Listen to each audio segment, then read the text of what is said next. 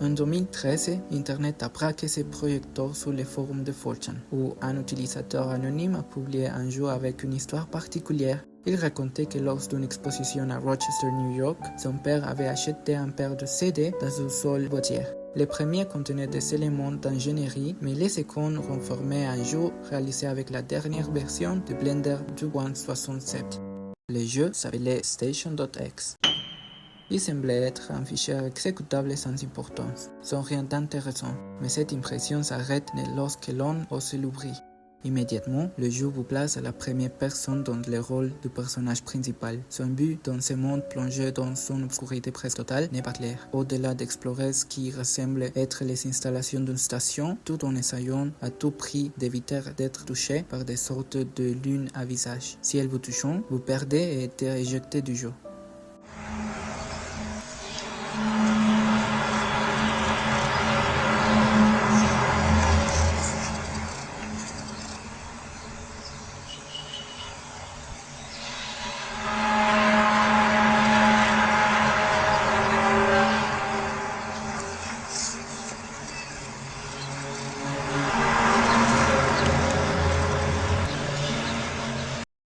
Selon celui qui l'a publié, le fait qu'il soit si étrange l'a motivé à le partager sur l'internet, dans l'espoir de que quelqu'un aurait plus d'informations sur ce jeu inhabituel. En raison de son aura de mystère, ce jeu a rapidement capté l'attention des internautes. Mais au lieu d'apporter un peu de lumière sur le sujet, les recherches des utilisateurs ont révélé des sombres secrets du jeu, ce qui a contribué à accroître le sentiment de mystère qui l'entourait.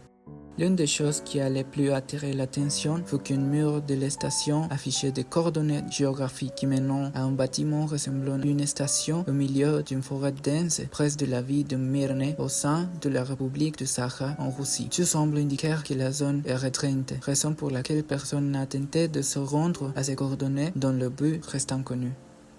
Étant arrivés à une impasse, les utilisateurs ont décidé d'examiner le code du jeu à la recherche d'informations précieuses ou supplémentaires. À l'intérieur, ils ont trouvé une image codée qui contenait d'autres coordonnées, menant à un petit district en Sibérie. On ignore quel si est lien de ce lieu avec les premiers endroits, aussi a une signification propre.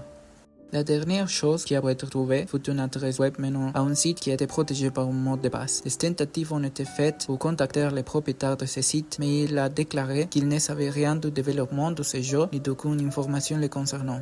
Grâce à tout cela, Station.exe reste l'un des grands mystères d'Internet de la décennie passée, car 12 ans après sa publication, aucune conclusion concrète n'a été attendue. Malheureusement, avec le temps, le jeu n'est pas plus accessible via le lien de Mediafire où il avait été initialement mis en ligne. En 2023, un utilisateur a mis un fichier en ligne sur Internet Archive, mais il y expliquait qu'il n'a pas pu trouver les fichiers originaux, ce qui a entraîné la perte de quelques informations.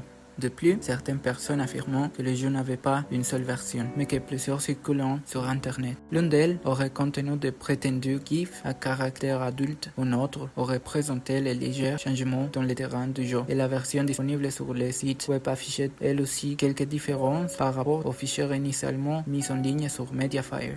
Un autre point mentionné par l'utilisateur d'Internet Archive est qu'apparemment le décodage du jeu révélait entre autres les deux fichiers WAV utilisés dans le jeu, nommés Zvuk et Apiat Stran Zvuk в Kiev, qui se traduisent respectivement par son et encore un son étrange à Kiev, avec la date 18 octobre 2009. L'une des théories sur ce que pourrait être l'étrange bâtiment du premier coordonné est qu'il s'agit de l'entrée d'une mine de diamants. Cela est assez logique car si l'on suit le chemin menant à ces bâtiments, il est relié à une route et au point où il bifurque, on peut trouver ce panneau qui se traduit par usine de Q numéro 3, troisième queue, 7,1 km. Les bâtiments marqués par les coordonnées ne se situaient pas à 7,1 km, mais à 6 avec 4 km. Mais c'est le dernier bâtiment du complexe dans cette direction. De plus, ces panneaux mentionnent à l'entreprise Alrosa, qui est un groupe d'entreprises dédié à l'extraction de diamants et qui figure parmi les leaders mondiaux de la production de diamants. Cette entreprise opérait principalement dans la République de Sakha, ce qui constituait une base solide pour cette théorie, bien que cela rende l'accès au lieu difficile car il s'agit d'une propriété privée.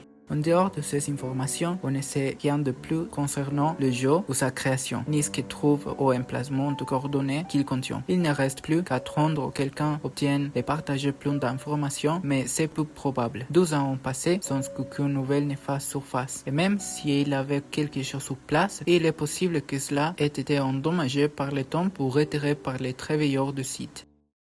Si cette vidéo vous a plu, n'oubliez pas de laisser un like et de vous abonner si ce n'est pas déjà fait. Partagez-la afin qu'elle atteigne davantage de personnes intéressées. Et si vous avez sujet dont vous aimeriez que je parle, vous pouvez les laisser dans les commentaires. N'oubliez pas, je suis Kexit et à la prochaine. Au revoir.